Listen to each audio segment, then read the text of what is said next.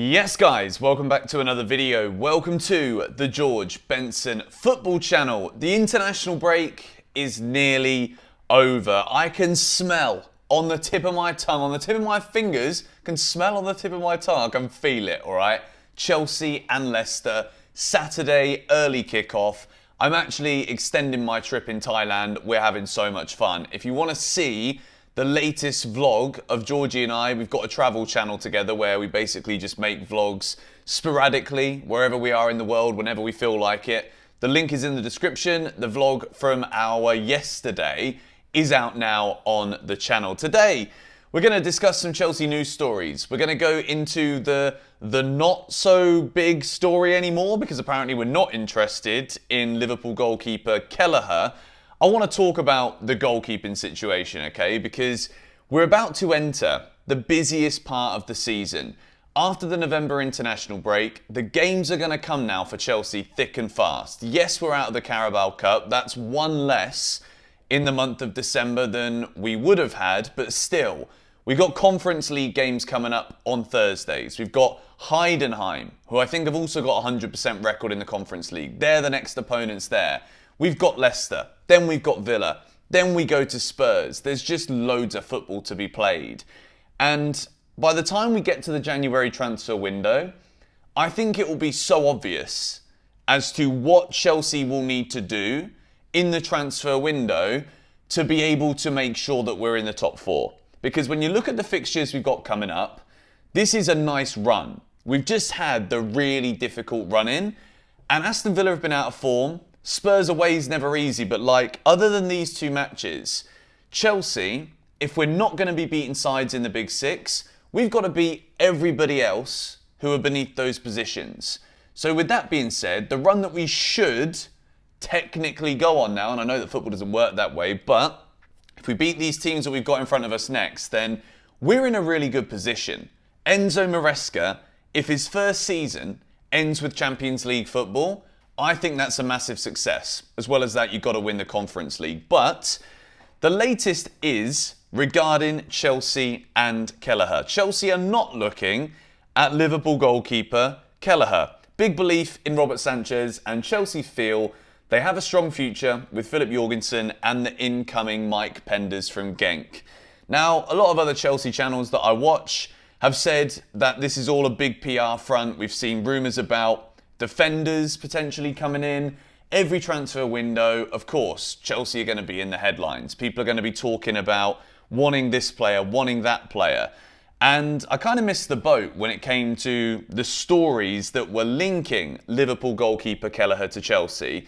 But let's be real here, okay? And as much as Kellerer is obviously second choice at Liverpool behind Alisson, the man won Liverpool a cup final against us. So I already don't want to play against him. But I'm not going to sit here and say to you that I want to buy another goalkeeper for Chelsea just because whenever Kellerer plays up against us, he's absolutely brilliant and we can't score goals against him. We can't buy goalkeepers for that reason.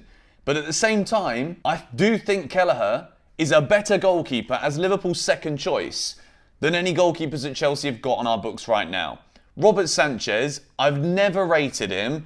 I've tried to give him the benefit of the doubt. I've tried to give him a chance by being supportive, giving credit where credit is due. We've seen some massive saves this season. We saw a top-level, world-class performance away at Bournemouth. But the fact is, we don't see it consistently. There is no consistency with Robert Sanchez whatsoever. Distribution, okay? To hit the nail on the head as to why the goalkeeping position, for me, is such a big problem at Chelsea, is the fact that we supposedly bought Sanchez for his distribution, yet to the naked eye, and even, statistically, yes, he does find his man quite often, but those percentage numbers are higher because Chelsea do always play out from the back. We've seen the pass and assist this season to get the ball forward for Cole Palmer's goal, early distribution from Sanchez, pre-assist, Jackson, Palmer, lob, goal, Chelsea score. We've seen that he can do it, but it's nowhere near consistent enough. So as much as the story here is that Chelsea are not looking at Liverpool goalkeeper Kellerer, the thing is I'm not entirely sure that having Robert Sanchez in goal is going to enable us to actually achieve what we want to achieve. For me, it's as simple as that. When I said at the start of this video that the next 11 games or so for Chelsea during this really busy November, December, January period, Chelsea could put ourselves in the driving seat to get a top 4 finish.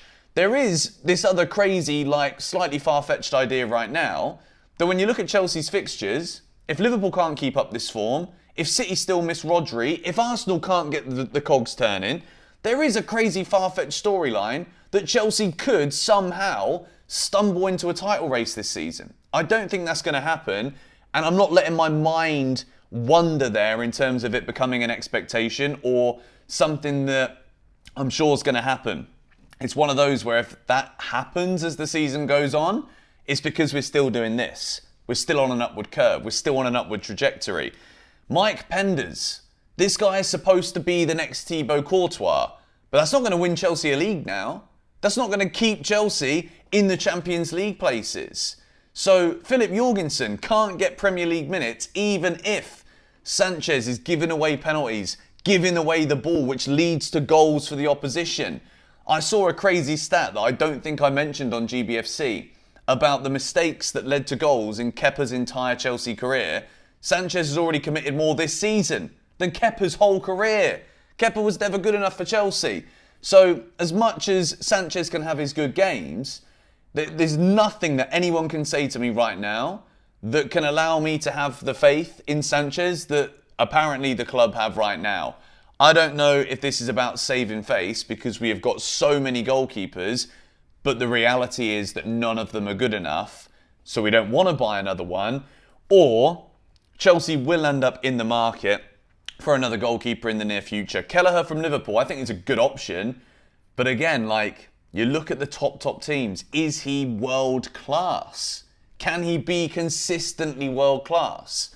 Is he going to win you games? And obviously Alisson comes up and scores headers from corners against West Brom, you know what I mean? I'm not asking for my goalie to score me goals as well, but there's got to be, for Chelsea to go in the market again with all of the goalkeepers that we've bought and signed and plans for the future, if we're going to go in the market for another keeper, for me, it's got to be a top one.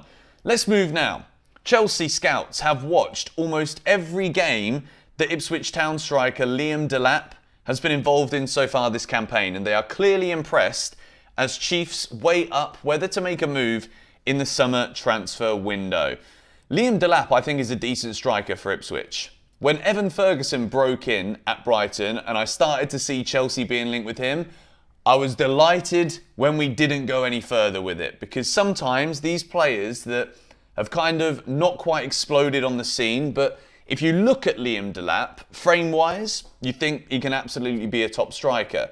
Scoring goals so far this season for Ipswich, but he's playing for Ipswich. He's the man that is expected to put the ball in the back of the net to somehow keep them in the Premier League. I think it's one of those where you keep an eye on it. You don't want it to be a case like in the Victor Gores, where he was playing for Coventry in the Championship, and then obviously Brighton had him as well, or they had the options to keep him and then they ended up selling him. You don't want it to be a case where you just stop looking at these strikers because you think it's just going to be a purple patch of form. Chelsea should be looking at strikers that are scoring goals, but I want to see it happen over a consistent spell of time. Liam Delap having a good start to Premier League life at Ipswich is not a good enough reason for me to say he can go straight into that conversation with your likes of Osimhen, Gores. We spoke about strikers in a bit more detail in the last video here on GBFC. But for me, I'm impressed with Liam Delap. I think he's got a great all-round game. So it's one that you absolutely would just be keeping an eye on. Speaking of Victor Gores, Barcelona are also interested in him, but stand no chance against the financial power of Chelsea and Manchester United, who are both working on signing the striker. What I like about what we're hearing at the moment regarding Chelsea in the way that we're trying to execute and do business, we've already got a really strong squad. There are certainly some players that might not be the correct profiles. I'm talking here about maybe an Nkunku that might end up being sold. There's a few players that we've obviously gone with the scattergun approach, and then maybe long run they don't really fit the project. But what we're seeing when it comes to at the moment, the way that Chelsea are kind of working on things, we're identifying positions that we absolutely need to strengthen in. And when we're being linked with the likes of Gores, look at this right now. These are the stats so far this season, which is absolutely insane with what he's doing for club and country. The man is a joke. Chelsea absolutely need to be in the conversation for players of this calibre. And I won't say any more about it. Check out the previous video. The next story that we're going to roll with today is another little kind of story about goalkeepers. Chelsea is one of the most insistent and is willing to bid for 19-year-old Real Madrid goalkeeper Fran Gonzalez. Look, we've already bought so many of the young goalkeepers. We don't need to keep going and stockpiling 100 of the flipping young ones that we're only going to end up selling 80% of them anyway, or keeping them at the club and sending them on loan. No, I don't want to see this. Anyway, sources at Lyon indicate the French club are set to demand a fee between 30 million euros and 35 million to part ways with midfielder Rayan Churkey, amid links to both Chelsea and Liverpool. Churkey was linked to us a year or two ago. An exciting player, got lots of ability, but like it's never quite hit off. And I wonder why that is. Is it to do with the temperament? Is this something that Chelsea desperately need right now? I want to see us being linked with top goalkeepers, if anything, and a world-class striker. And then we can start looking at adding different bits to the squad. Lavia and Caicedo have been amazing. Enzo Fernandez's form is turning. Dewsbury Hall, we bought this guy. What is he doing at Chelsea? Make it make sense to me. And I just wonder if Churkey would be another player in that same kind of conversation. The final story that we're going to talk about today, Barcelona and Chelsea are battling it out to sign 18-year-old Brazilian left-back sensation João Victor de Souza, who has been referred to as the new Marcelo. I'm going to say this now. They've become so good in Brazil at marketing all of these players as the next Neymar, the next Marcelo, the next R9. Like, the way that Brazilian clubs have kind of understood now that there's space, and this is going to sound maybe a bit disrespectful, but it's just the truth, okay? The way that Brazilian football is on a domestic level cannot compete with Europe. It's always been the case, right? So a lot of these clubs in Brazil, Argentina, they're basically just putting all of their youngsters on the market because they know that the more hype they give it, if it's the next Marcelo, it's an extra 20 million on the price for a club like Real Madrid, a club like Barcelona, Chelsea. So look, a lot of these young players could become brilliant. We've already got Paez, Anselmino and Esteval Willian coming next summer. Like, why not just add some more to the flipping list at this point? It's absolutely insane the way that the football world has changed. You wouldn't have heard, or if you would have heard this would have been like a once in a blue moon story 20 years ago. And then look at Marcelo's career. Do you know what I mean? Nowadays, it's like, well, he's got curly hair. Probably Marcelo, mate. 30. It's mad. It's absolute madness. But apparently the rumours are we'd loan him to Strasbourg for a season. That wraps up your news for the day. If you did enjoy the video, smack a like on it. Subscribe if you are new. Stay tuned to GBFC because tomorrow we'll be doing the preview for Chelsea and Leicester. It's the early kickoff. I'm hoping that we're going to have good enough internet to be able to sustain a stream. If not, the streams will be back next week. But 6 Things We Learned will be out straight after the game. But anyway, thanks for watching. Check out the vlog channel. Link is in the description. There's a card up on the screen. It will be the end screen video here to go and watch us getting, you know, just a little bit naughty in Thailand, eating some great food. It's lovely. We'll see you guys in the next one.